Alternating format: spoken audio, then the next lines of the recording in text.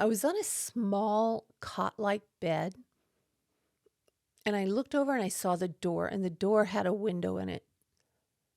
And then it hit me. I was in a behavioral unit, and I was scared to death. Welcome to Digging Through Dominoes, a podcast that looks at mental, physical, and emotional trauma through real and inspiring conversations. This is your safe haven that welcomes you in, but also isn't afraid to talk about what hurts the most. And now, here's your host, Teri Anderson. Hi, welcome to the new Digging Through Dominoes podcast. I'm your host, Teri. It's not easy living with anxiety, PTSD, CPTSD, depression, trauma of any kind. And it's more difficult to do it when you feel alone. That is the main reason for this podcast. I want to share with you my story and the stories of those that I will be interviewing. You know, when I was trying to figure out how to get this podcast, where to start, oh my gosh, I'm 59 years old. Well, 60 by the time you see this. I'm launching on my 60th birthday. I didn't know where to start. I've learned so much. There was one point in my life where I thought, oh, this is where I broke. But there's a lot of stuff that led up to that. I think we'll start where I knew I was really in trouble and then work our way through it. Just the way that I went through therapy, the things that I found out, just every little bump along the way. We had a series of events that really was difficult, and it was in a very short period of time. For me, it appeared that everything started and I started to derail, even though I was really trying to hold it together, in 2004 with the death of our grandson, Isaiah. Isaiah was one of the most beautiful babies I had ever seen, and he was perfect, it seemed, in every way. A few days after his birth, we started noticing some things, and I was talking to my daughter and said, we need to get him into the doctor. Something is wrong. Something is just not right with the baby. They found out that he had herpes encephalitis and was not going to live. So he was here in our house with hospice for 12 weeks until the day he died. I thought that was the worst day of my life at that point. To lose your grandson, to watch your daughter watch her child die, it was excruciating. Isaiah's death was really just the beginning of this part that made me crash. 2 years later, Josiah was born 3 months early. He was tiny, weighing in at only 3 pounds. He was 15 inches long and he wasn't expected to live. 2 weeks after Josiah was born, my mom was killed. In the middle of the night, my phone rang. And I thought, who's calling me in the middle of the night? Nobody calls anyone in the middle of the night. It must be a wrong number. But there was a message left, and I picked up that message, and it was my aunt informing me my mother was in grave condition.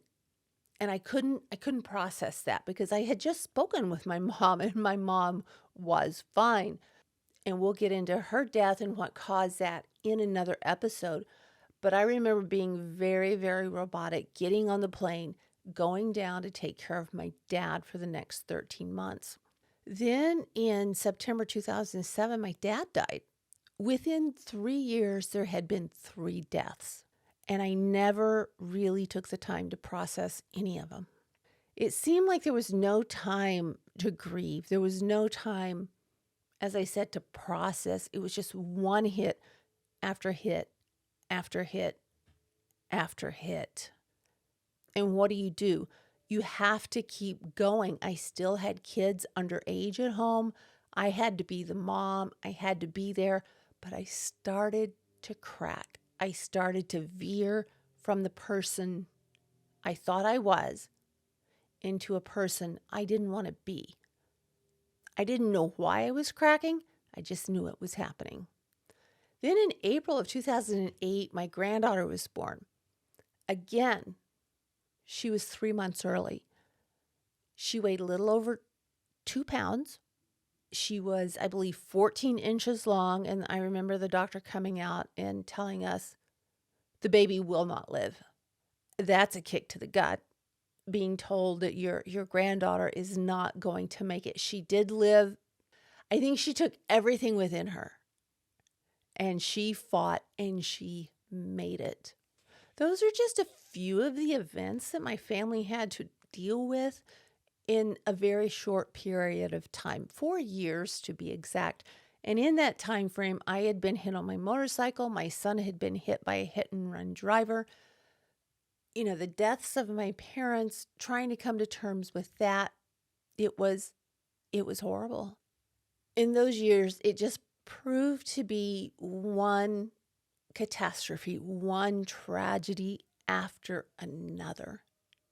And it was too much for me. I was craving release from my life. I was craving to get away. I didn't know what it was at the time.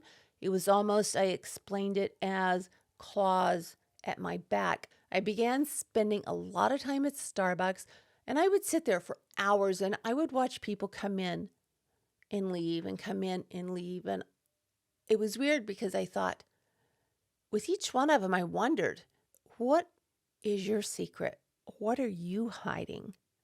Me, I was hiding that I was coming apart. Me, I was hiding that I was drinking a bottle of wine a night, which isn't me. I'm not a drinker. I'm not a smoker. That was really unusual for me, and it began to scare me, or it began to concern me, I guess should say. I wanted to be, at that time in my life, I wanted to be set free from all types of responsibility. Everything was caving in on me. I felt like I was smothering. I felt like I could not take one more phone call. I didn't want to answer the phone. I just wanted release. I wanted escape from the life that we had carefully built, brick by brick. We had built this life that on the outside appeared perfect, but it wasn't. Behind the facade, it wasn't perfect at all. I wanted to run from the devastation that had rocked my world, and I wanted to run as fast and far as I could. My relationship with my husband and my kids began to disintegrate. My parents were gone. I felt I was alone in the world. When my mom died, it was jump in and take care of your dad. So there was really no time to process the death of my mother. We were busy taking care of my dad. When my dad died, it was an entirely different feeling. I felt like a kite whose string had been cut, and I was just floating aimlessly through the universe. I didn't have a foundation anymore. I didn't have that base. I didn't have that connection, and I was just floating. It was horrible. Dad died in September of 2007. Although I didn't know it at the time, my life was about to take one of the sharpest turns I had ever taken. It was June 4th, 2008. And as usual, my husband and I had been fighting all day. This particular day started and ended in my bedroom. The French doors were closed. He was standing at the entrance. I was on the bed, and I can remember, I just want quiet. I can't do this right now. I just need it to be quiet. I couldn't get it to stop. I couldn't keep listening to what a failure I was. I needed time to sleep. I needed time to recover. I needed time to breathe. This had been going on since probably late that morning until about 9 or 10 o'clock that night. I couldn't do it. I couldn't do it anymore. So I reached for my bottle of Ambien. And when I did that, I remember thinking that I could just be. I could just sleep and I could forget everything that was happening. I knew from discussions with the doctors after the death of my grandson Isaiah and my concern for my daughter how much was too much. About a year before, I had found out that that cold, sharp edge of a razor blade would bring me not only a wave of relief, but also a rush of peace. The crimson threads I saw running from my arms transferred the emotional pain I was feeling inside to something that was more tangible. I didn't get it at the time. I had no idea why I was doing it, but I knew that for some odd reason, it transferred that pain I was feeling inside to something that made more sense to me. So I was remembering that. I grabbed my bottle of Ambien and I locked myself in the bathroom. I took 4 of the Ambien and it started to take effect about the time I saw those scarlet droplets that had given me so much peace in the past. I remember the feeling of relief. I don't remember how much I did. I do know I don't have scars from that, but it was quite a bit. It was enough to scare my family. After I did that, I felt that the peace was back and that I would soon be allowed to sleep and everything would just be on hold for a little bit. The arguing would cease and I would be able to get off the merry-go-round and catch my breath. The rest of what I remember from that night comes in flashes. I'm not really sure if all of the flashes are real or if they were some hallucinogenic effect from the Ambien that I had taken. At that point, things got really hazy for me, and I only remember bits and pieces. I remember someone washing my arms, and I wanted to sleep. I remember someone walking me around, but I just wanted to sleep. The next really vague memory I had was someone starting an IV on me, and I just wanted to sleep. I remember telling a woman that I had never intended to kill myself, that I just wanted a break. I wanted to sleep. I wanted some peace. I needed a break from what was going on. She asked me again, and I told her I needed a break. I needed a break from the rants. I needed a break from the arguing. I needed a break from feeling that I was the most worthless person on earth. Then I remember there was a person helping me change clothes. I had no idea where I was at the time, but I do remember someone helping me to change clothes and asking me again why I had taken the medication. And again, my answer was I needed to sleep. Finally, and I don't remember this, I have it written here from a blog that I had kept, a journal that I had kept during that time. And that's where I'm getting a lot of these memories from. They finally left me alone. They left me to sleep. The next morning, sunlight coming through the window woke me. The first thing I noticed was when I woke up, I saw a clock on the wall. You know, the ones like we used to have in school in the classrooms. And I looked at the window and there were bars on it.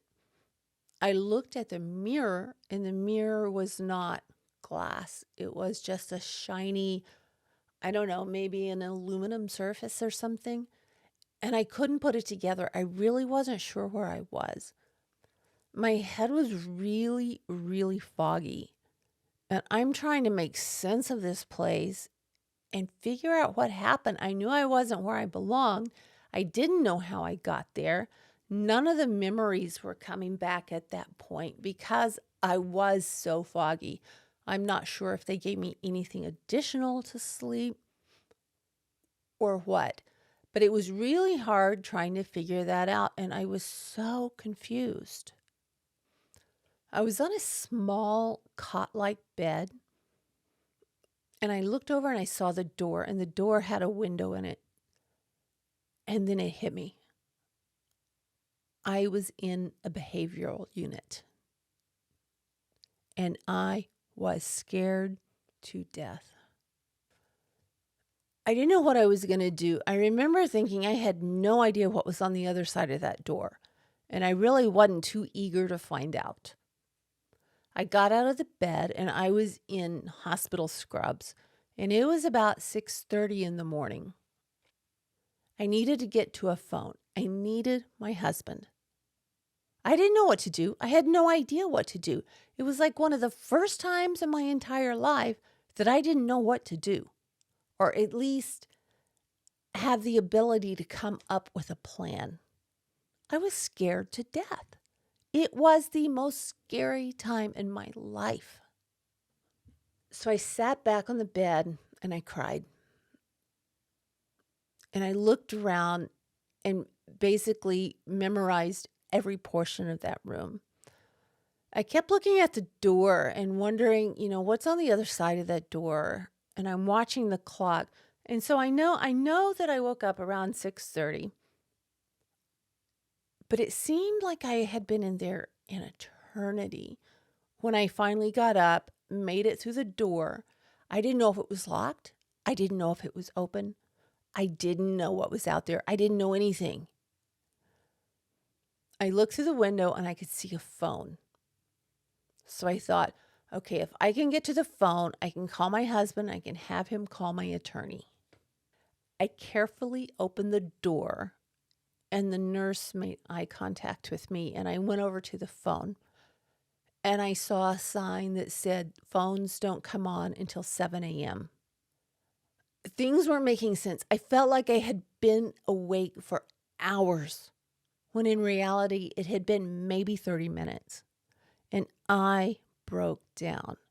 I began to cry uncontrollably. It wasn't the kind of cry where, you just have tears running down your face. This was a convulsive, body-inclusive cry. Every part of my being was crying. The nurse must have noticed how upset I was. She knew I was new on the floor, and she said I could use her phone. And I couldn't believe it. I didn't know if I should trust it or not. When you're in a situation where everything is unfamiliar, you have no idea if you can trust it, if it's a trap, or what's going to happen. But I took the phone and I called my husband. I remember it took me several attempts to dial his phone number correctly. Finally, I got it. And his phone rang a couple of times and he picked up. And I remember saying, "What in the hell have you done to me? Why am I here? What is going on? You have to get me out of this place." He said, calm down, Teri. We didn't know what else to do. At that point, I still didn't know what happened. I didn't remember the night before. He said, we didn't know what else to do. I didn't know what you had taken, which was a valid point. There was blood everywhere, and the kids were all screaming to call 911. So I called 911. Then he told me when he got to the hospital, they wouldn't let him see me. He had stayed behind to talk to the kids, and by the time he reached the hospital, I don't know where I was, I don't know what I was doing, but they would not allow him to see me. And then he started to cry. And he just kept crying. They wouldn't let me take you home. They wouldn't let me take you home. At that point, I really began to plead with him to call my attorney and tell him to do whatever it took. To do whatever it took to pull out all the stops. I had to get out of that place. I knew the score. I knew the deal. I was in a behavioral unit of a hospital. We had been foster parents, and I knew once you're in there, it is extremely difficult to get out. After that phone call with him, I went back to my room and I just cried and I cried and I cried and I cried. I cried until I really didn't have any tears left. After a couple of hours, I couldn't stand to be in that room anymore. I couldn't stand to be alone. I was so bored. I was just looking at the same walls, the same clock, the bars, everything. I couldn't stand to be in there. And so I ventured out into the lobby. I opened up the door and went out into the hallway and looked around. And as I looked at the other patients that were in that ward, I knew this was no place I belonged, and it was no place I wanted to be. There was one man there that was presenting himself as a doctor, but he had on scrubs and he had on a hospital bracelet. I knew he wasn't a doctor, and he was asking me what he could do for me, what my symptoms were, and I froze. And thankfully, about that time, a staff member came and whisked him away from me. That's about the time I decided it would probably be best if I went back to my room. Eventually, a social worker came in, and I didn't know the protocol. I didn't know what was going to happen to get me out of there. She seemed nice enough, but I didn't believe her. I didn't believe anything that she was saying. I was very cautious. I was very wary. I had no idea still what was happening. She asked me again what had happened the night before. And I told her my husband and I had been arguing. I had taken Ambien because I wanted to sleep. I told her the very same story. I just wanted off the merry-go-round. I needed to breathe. I needed to catch my breath, and I didn't want any more arguing. And she looked down at her notes and she said, "You've been very consistent with everyone you've spoken about with what happened at your house last night." And, I'm thinking, well, why shouldn't I? That's what happened. That was the truth. I was sitting on the bed when she was in there, and I glanced over into that reflective surface that they were using as a mirror, and I did not recognize myself. My face was so swollen. It was so puffy from crying. I really don't think I could have picked myself out from a lineup. It was that bad. She said again, "Tell me what happened. Tell me exactly what happened." I'm starting to get a little bit irritated. People are asking me this, and I keep telling them the very same thing, and they keep acknowledging the very same thing, that my story had not changed in the least. But she asked me why I tried to kill myself, and I'm like, I didn't try to kill myself. I just wanted quiet. I wanted to be peaceful. I wanted to rest. I just needed some time just to be. I remember telling her, had that been my intent, I would not have taken 4 Ambien. I think I would have done something that would have a more permanent outcome, but they weren't getting it. And I wasn't getting it. I don't know if I was still under the influence of whatever they had given me when I was at the hospital, if I was under the influence of the Ambien, if I was just crying and I was scared. I don't know. She told me again that what I was telling her was very consistent with what I had told everyone, the paramedics, the EMTs, the staff at the hospital the night before, the staff in the ED. She said my story, like I said, had never changed. It was very, very consistent, and she didn't think that I belonged there. And I'm like, oh, no, I don't belong here. But she told me I needed to be, at that point, since I was there, I needed to be interviewed by another social worker, a psychiatric nurse, and a psychiatrist. And the one that was going to make the final decision as to whether or not I was going to be able to get out was the next social worker. She assured me after speaking with me that she didn't think I belonged there, and she was going to do her best to see that I was out by the afternoon. And I lost it. I didn't know what to do. I just curled up on that little cot and I cried and I cried and I cried and I cried. I remember I pulled the blankets, I pulled the pillows, I pulled everything up around my face and I just sobbed. And then a woman opened the door and said, your husband is on the phone. He'd like to speak with you. Do you want to speak with him? And I thought that was a really weird question for her to ask me. And I had no idea why she would ask me anything like that. And I didn't answer right away. And she looked at me like, is there a reason you don't want to speak with your husband? And I'm trying to figure this out. I said, no, I need to speak with him. And I followed her out to the phone. I grabbed the phone and sort of slid down the wall, crying. He said, Teri, are you okay? I'm like, hell no, I'm not okay. I am scared to death here. Get me out of here. Please get me out of here. Did you call our attorney? What is he going to do? How can he get me out? That's when he told me that my attorney couldn't get me out. No one could get me out except for the people that had to interview me. Then and you would have to know my husband to know this, he said, there is nothing that they can do to keep you from me. You are my wife. You will come home with me. I am coming up to get you, and I'm going to bring you home. That freaked me out because I knew him well enough to know that he's gusto. What he says, if he says something like that, he's going to do it. And I knew that would really kind of tip the scales away from me being able to get out. If he wasn't polite, if he wasn't kind, if he was rude in any way, I knew I could be held. And I reminded him again, please be calm when you get here.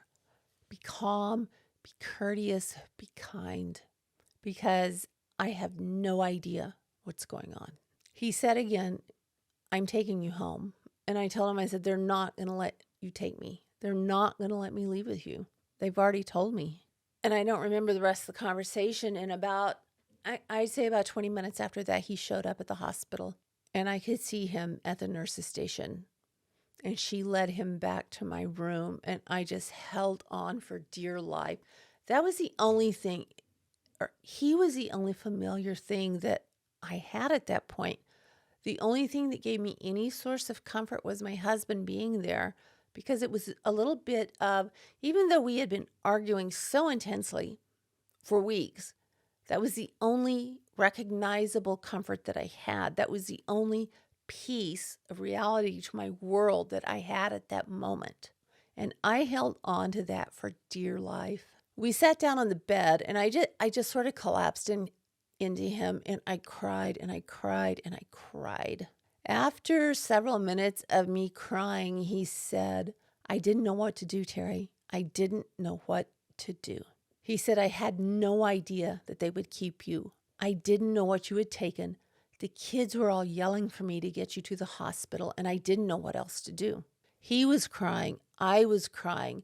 There were tears and snot everywhere. It was so unbelievable. It was like coming out of a movie. It was pretty soon after that I realized Jeff did what he needed to do. He was making some pretty valid points. He didn't know what I had taken. He doesn't know a lot about medication. The kids were freaking out. He really had no way of knowing that I was going to be okay. And so, I kind of backed off on being angry with him because I knew at that point he was scared. He didn't know what I had taken. The kids were afraid, and he did the only thing he knew to do, and that was to call 911. It was about that time that the psychiatrist came in. He was pretty gruff. He was pretty gruff with me. Looking back on it, I could see why. I think he was trying to make an impression on me. I had no record of anything like this. I had never seen a therapist for myself. They had nothing on me except, occasional visits to the ED at that hospital. And the psychiatrist came in and he interviewed me for quite some time. And after that, he looked at me and he said, again, your story completely matches everything that you've said so far. He said, if you were going to kill yourself, that's a pretty lame try. With 4-Ambien, that was pretty lame. And then he got really angry with me and he said, you need to realize you scared everyone in your family. You scared your husband, you scared your kids. After saying that, I was afraid that he was going to keep me there. I didn't know.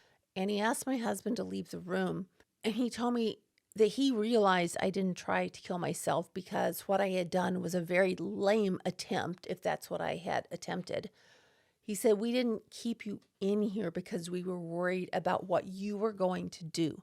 We kept you in here for fear of domestic violence. I'm going to sign off on you. But you scared your husband and you scared your kids. And that is something you need to keep fresh in your mind. If you feel you're in danger, you need to call the authorities. I'm signing off. You have a psychiatric nurse that's coming to see you, and then the final social worker will come in, and she's going to be the one that's going to make the decision whether or not you stay or whether you go. I was like, oh my gosh, thank goodness. But they had me scared to death of this other social worker that was coming in at the end of the day. So I spent that afternoon, Jeff stayed with me, and we spent that afternoon just lying there, really not talking, but kind of trying to digest everything that had happened the day before and the day before that, the day before that. You know, this wasn't something that just happened one day. It built up to the point that I broke. I completely broke. And at this point, this isn't even the worst of it, but for me, it was most definitely one of the most scary parts. We sat there and we waited. It was like every time I saw someone, it was a relief, but it was also really putting the fear into me of this next social worker at the end of the day. And it was, I wouldn't tell them that, but I could have used a drink at that point. I don't drink. A few minutes after he left, my husband came back in the room and a psychiatric nurse came in. She asked me the same questions. I gave her the same answer. She told me the same thing, that my answers were all consistent. And she signed off on me. She had only been in there for a few seconds. But she reminded me again that the final social worker was going to be in. They were going to do their best to have me out by that afternoon. But this final social worker that came in would have the absolute authority to keep me or let me go. So I waited for hours. It seemed like an eternity that I waited for that social worker to come in.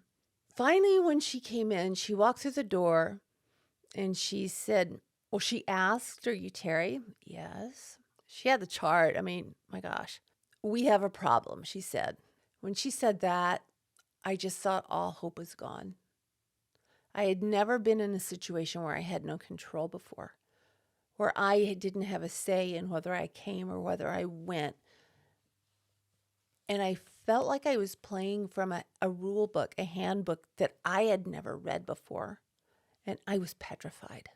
She said, I'm worried. I'm worried you may try to harm yourself again. I've read through all of the reports, but my job is to make sure that you do not hurt yourself again. And I assured her, once again, I gave her the very same answers. I just wanted quiet.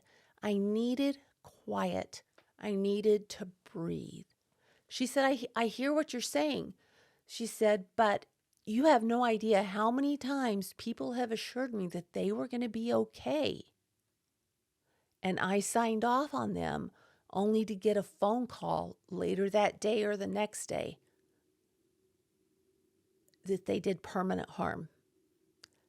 I don't want to do that to you, she said. And I'm sure I looked like a deer in the headlights. I'm sure my eyes were huge. I was scared to death. I mean, this lady meant business. She meant more business than the rest of the people all put together. And, you know, I can see why. I mean, if you're having to weigh someone's life, whether or not they get out or stay in, are they going to be okay? Are they not going to be okay? It's all up to you. It's on your shoulders. So she really let me know the gravity of the situation. And I was petrified. because I didn't know. I had no clue. I felt like I was put back in childhood when we had no idea if we were in trouble or not. There were really no real stated rules in my house where I grew up. And it took me right back to that fear of not knowing what was going to happen. And, at that point when she said I had to pass her test, her questions, whatever, or she was going to have the judge hold me, I started to get angry. And I think it was more anger out of fear. Anger, in my experience, is something that is easier to feel than fear. And I was scared to death. After questioning me for I don't know how long, she said, I'm convinced that you don't belong here. She said she had gone over each and every report, and all the reports were consistent, that I had never wavered on what I had said, even when I was in that hallucinogenic stage from the night before. Each interview was the same. I said the same thing. She said, I really think you're going to be okay to go home, but we want to make sure that you're out of any harm. I'm going to let you go on one condition. You need to make an appointment with your therapist. I didn't have a therapist. I had taken all my kids, my foster kids, to therapy, but I didn't have a therapist. I had no idea who to call. So I ended up calling one of the social workers that worked with a lot of my kids, and I made an appointment with her. So before she would sign off on it, I made an appointment with the therapist. She came back into the room and she said, I see that you've made the appointment. I feel no reason to keep you here. I think that all of the reports are accurate and you can go home. Relief doesn't even come close to describing how I felt at that moment. I had lived, that was about 4:00 in the afternoon. I think I had gotten to the hospital maybe 10 or 11 o'clock that night. So I hadn't really been there that long, but I was petrified. I was scared to death. And once she saw that all the reports lined up and that I had made an appointment with a therapist, she signed off and let me go. Today, 14 years later, I'm okay. I've come to the point in my journey where I'm not really dealing with the whys or what causes me to be triggered. And we're going to go through all of this on future episodes. But I'm at the point of enlightenment that now I know what happened. I know why I was acting the way I did. And now it's just working through all of that. And one thing I can honestly say through all of these years of therapy is the blades that I used to covet repulse me now. I don't have any in my house. I have no desire to have them. When I look at them or when I see them, passing them in a store, I feel this just turmoil in my stomach. It's horrible. But it's taken me years and years and years to get to this place. So the next time, in the next episode, we're going to talk about when I saw the therapist and how I was diagnosed and what that diagnosis was and what it did to me.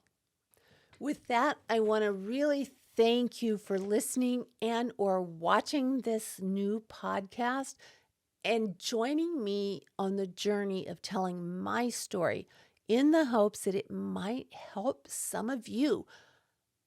I was helped by the stories of other people, and that's what I want to do. After all, each day gives us a new chance for a totally different game.